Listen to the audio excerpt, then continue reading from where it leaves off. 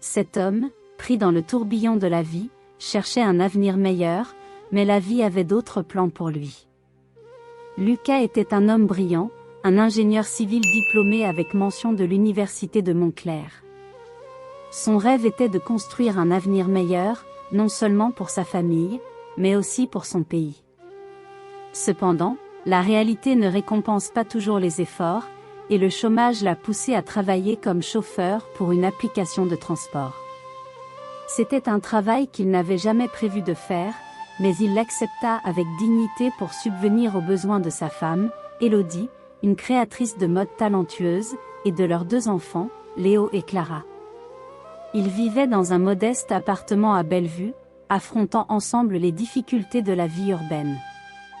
Chaque matin, avant que le soleil ne se lève, Lucas prenait son chapeau, embrassait Élodie et partait affronter le monde. Chaque trajet qu'il entreprenait était une prière silencieuse, un sacrifice fait pour sa famille. Parfois, le soleil de midi le voyait transpirer sous le volant, et d'autres fois, la lune était sa seule compagne alors qu'il parcourait les rues solitaires. Mais peu importait à quel point il était épuisé, car le sourire d'Élodie et ses yeux pleins d'espoir le maintenaient ferme. Léo et Clara jouaient dans les coins de la maison, inconscients des luttes que leurs parents affrontaient. Malgré les quelques jouets, les vêtements usés et les nuits sans dîner spécial, leur rire remplissait la maison d'une joie innocente. Lucas les regardait, le cœur rempli d'amour, mais aussi d'une inquiétude silencieuse. Était-ce suffisant, ce qu'il leur donnait? Serait-il heureux malgré tout? Les jours où il rentrait tard à la maison, Élodie ne disait rien sur l'argent qui manquait ou la facture qu'il ne pouvait pas payer. Elle savait que Lucas portait déjà assez de poids sur ses épaules. Mais dans le calme de la nuit, quand les enfants dormaient déjà, Élodie s'asseyait à ses côtés, et ensemble, en silence, ils partageaient la même douleur de ne pas savoir combien de temps ils pourraient encore tenir. Lucas ne parlait pas beaucoup de ses préoccupations, mais son âme ressentait déjà la fatigue. Il savait que plus il parcourait les rues de Montclair, plus il s'éloignait de son véritable rêve. Mais il ne pouvait pas s'arrêter. Il ne pouvait pas échouer ses enfants ni sa femme. La nuit de la veille de Noël arriva, et avec elle, une paix apparente dans la maison de Lucas. La ville, malgré les célébrations bruyantes à chaque coin de rue, semblait plus calme que d'habitude. Le son des rires et des chants de Noël se faisait entendre au loin, mais au cœur de la maison de Lucas, tout était silencieux. Élodie et les enfants étaient déjà couchés, et lui, comme toujours, préparait sa voiture pour sortir travailler, espérant que cette nuit serait comme les autres, tranquille et sans surprise.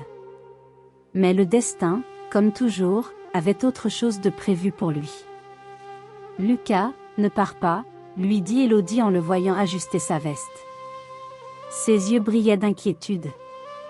J'ai un mauvais pressentiment. Quelque chose ne va pas avec ce voyage. Annule-le, s'il te plaît. Il la regarda avec un sourire forcé. Ce n'est qu'un voyage de plus, Élodie. Un bon paiement suffisant pour assurer un Noël plus tranquille pour tous. Ne t'inquiète pas, tout ira bien. La promesse d'un revenu supplémentaire pour les fêtes était tentante, trop tentante pour être refusée. La famille de Lucas avait trop lutté pour qu'enfin ils aient un Noël décent sans privation. Ils ne pouvaient pas laisser passer cette opportunité. Et bien qu'au fond de lui, il ressentait une légère inquiétude, il dit au revoir à Élodie et sortit dans la nuit noire de Montclair. Il conduisit dans les rues bondées de voitures et de lumières de Noël, son esprit centré sur l'image de ses enfants ouvrant les quelques cadeaux que leur mère avait pu leur acheter. La maison du client n'était pas loin, à seulement quelques kilomètres de distance, mais lorsqu'il arriva dans la rue où il devait récupérer le passager, quelque chose d'étrange le fit freiner. La rue était déserte, les lumières éteintes, et les ombres des bâtiments se dressaient comme des géants sombres. « Est-ce bien l'endroit ?» murmura Lucas avec une sensation inconfortable dans l'estomac. Cependant, l'application lui indiqua qu'il devait s'approcher de la maison, et il obéit en s'arrêtant devant une énorme porte en fer. Un homme grand et bien habillé s'approcha rapidement.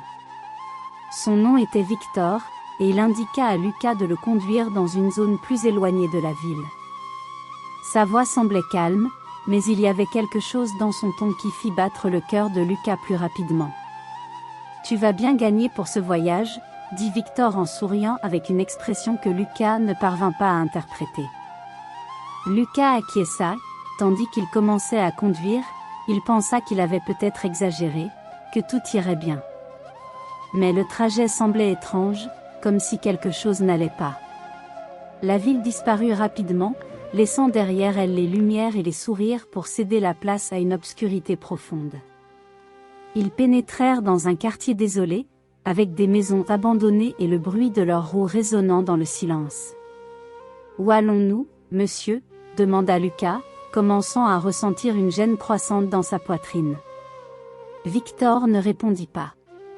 Il tourna lentement la tête vers lui, son regard fixe et perçant. Lucas sentit son corps se tendre. Il savait que quelque chose n'allait pas, et il ne pouvait plus faire marche arrière.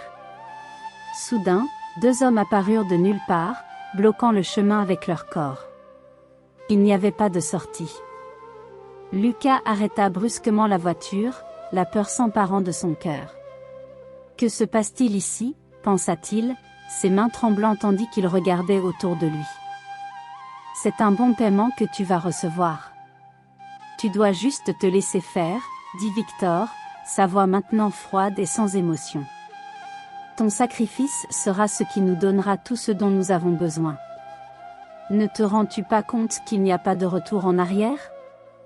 Avant que Lucas ne puisse réagir, il ressentit une douleur aiguë dans sa poitrine. Le couteau se glissa rapidement entre ses côtes, un coup précis, puis un autre, jusqu'à ce que la vie commence à s'échapper de son corps.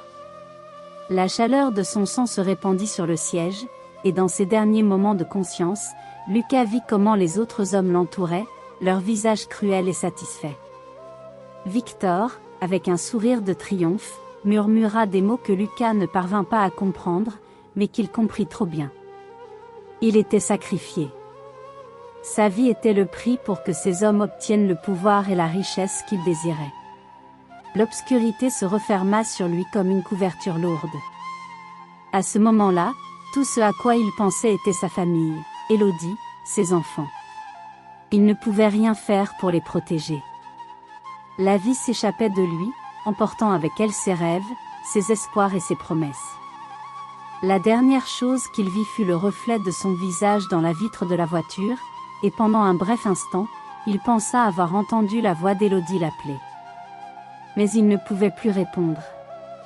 Il ne pouvait plus lutter. La mort de Lucas fut le sacrifice dont Victor et ses complices avaient besoin. Ils avaient cherché quelqu'un de pur, quelqu'un avec des rêves, pour offrir son sang en tribut. Ils croyaient que l'obscurité leur accorderait tout ce qu'ils désiraient, et pendant un temps, leur rituel sembla être un succès. La maison resta silencieuse, et les hommes retournèrent à leur vie, satisfaits de ce qu'ils avaient fait, sans savoir que quelque chose de bien plus grand les guettait. Pendant ce temps, à Bellevue, Élodie se réveilla en pleine nuit, un cri étouffé sortant de sa gorge. Quelque chose s'était passé, quelque chose de terrible. Elle savait au plus profond d'elle-même que Lucas ne reviendrait pas cette nuit. Son cœur le savait déjà. Les jours qui suivirent la disparition de Lucas furent un cauchemar pour Élodie. Chaque matin, quand elle se réveillait, sa première pensée était que tout cela n'avait été qu'un mauvais rêve, que Lucas rentrerait chez lui comme il le faisait toujours. Mais les jours passèrent, et la réalité s'enfonça de plus en plus profondément dans son cœur. La douleur était indescriptible, comme si une ombre noire était tombée sur elle et ses enfants, les couvrant d'une angoisse qu'ils ne comprenaient pas. Léo et Clara, si petits et vulnérables, commencèrent à remarquer l'absence de leur père. Le rire enfantin s'était tu dans leur maison, remplacé par un silence profond et étrange. Quelques jours plus tard, le corps de Lucas fut retrouvé dans une tombe peu profonde à la périphérie de la ville, entouré de la saleté de la terre et des échos d'un crime odieux. La nouvelle se répandit rapidement dans tout Montclair, et le visage de Lucas fit la une des journaux. Mais pour Élodie, aucun de ces mots ne pouvait apaiser la souffrance qu'elle ressentait. Elle avait perdu son amour, son partenaire de vie, et un père qu'elle ne pourrait jamais remplacer. Comment pourrais-je continuer sans lui? Comment affronter la vie sans l'espoir qu'il représentait? L'idée de vivre sans lui la bouleversait, mais elle était encore plus terrifiée par l'avenir qui les attendait désormais. Elle n'avait pas de travail, elle ne savait pas comment subvenir aux besoins de ses enfants ni comment faire face au regard de ceux qui ne comprenaient pas sa douleur. Le jour de l'enterrement de Lucas fut le jour le plus sombre de sa vie. Alors que le cercueil descendait lentement vers sa destination finale, Élodie, avec un air désespéré, s'agenouilla à côté de la tombe. Son âme était brisée, mais quelque chose en elle ne la laissait pas abandonner. Quelque chose d'autre la poussait, un pouvoir ancien qu'elle avait hérité de sa grand-mère, une tradition qu'elle n'aurait jamais pensé utiliser, mais qui, à ce moment-là, lui semblait être le seul moyen d'obtenir justice. Les mains tremblantes, Élodie sortit de son sac une vieille machette très appréciée de Lucas. C'était une machette qu'il utilisait depuis sa jeunesse, un outil qui symbolisait son travail acharné, son endurance et sa lutte quotidienne pour leur donner le meilleur. Il en avait pris grand soin, et elle le savait. C'était un objet sacré dans leur maison. Alors qu'elle la tenait dans ses mains, un mélange de douleur et de fureur envahit son corps. Les yeux de tous ceux qui étaient présents la regardaient, déconcertés, tandis qu'elle, avec un cri de désespoir, jeta la machette dans la tombe. Les mots qu'elle murmura en lançant l'objet ne furent pas compris par tout le monde, mais le poids de leur signification était clair. « Toi, Lucas, rends justice. » Ce qui suivit son geste fut un silence absolu. Personne n'osait parler. Cependant, dans les jours qui suivirent, les réseaux sociaux commencèrent à regorger de vidéos de ce moment choquant. L'image d'Élodie jetant la machette se répandit rapidement, laissant de nombreux téléspectateurs sans voix. Pour certains, son acte d'invocation des esprits était un signe d'espoir, tandis que pour d'autres, c'était un rappel des profondes racines traditionnelles qui influençaient encore les décisions de nombreuses personnes. Cette nuit-là, Élodie rêva de Lucas. Dans son rêve, il se retrouva entouré d'une lumière vive, son visage serein mais avec un regard profond qui transmettait un sentiment de détermination. « Ne t'inquiète pas, Élodie, lui dit-il dans son rêve. Justice sera rendue. » Elle se réveilla en sueur, mais avec un cœur soulagé. Quelque chose avait changé en elle, quelque chose qui la renforçait dans sa douleur. Au fil des jours, Élodie commença à sentir les forces obscures qu'elle avait invoquées commencer à bouger. Le vent à Montclair changea de direction, et les panneaux de la ville, qui semblaient auparavant indifférents, devinrent inquiétants. Dans les premières nuits après l'enterrement, les tueurs de Lucas commencèrent à ressentir une présence étrange, comme si quelque chose d'invisible les traquait. Au début, ils pensèrent qu'il s'agissait simplement de coïncidences ou de jeux d'esprit, mais bientôt, les phénomènes inexpliqués devinrent plus intenses et terrifiants. Alors qu'ils parcouraient les rues de Montclair dans leur voiture de luxe, les rétroviseurs reflétaient l'ombre d'une silhouette qui semblait les observer. Chaque fois qu'ils regardaient en arrière, l'air devenait épais, et un rire lointain et inquiétant se glissait dans le bruit du moteur. Personne ne pouvait identifier d'où cela venait, mais tout le monde l'entendait. C'était un rire familier, un rire qui portait avec lui un écho de souffrance et de vengeance. Les complices de Victor commencèrent à perdre la tranquillité dont ils jouissaient autrefois. Les demeures où ils se sentaient autrefois en sécurité devinrent des lieux de tension constante. Dans les heures sombres du matin, les lumières vacillaient sans raison apparente, et les couloirs vides résonnaient du bruit du bois qui craquait, comme si quelqu'un marchait. Le sentiment d'être observé ne les quittait pas. La silhouette de Lucas glissait dans l'obscurité, se cachant dans chaque coin.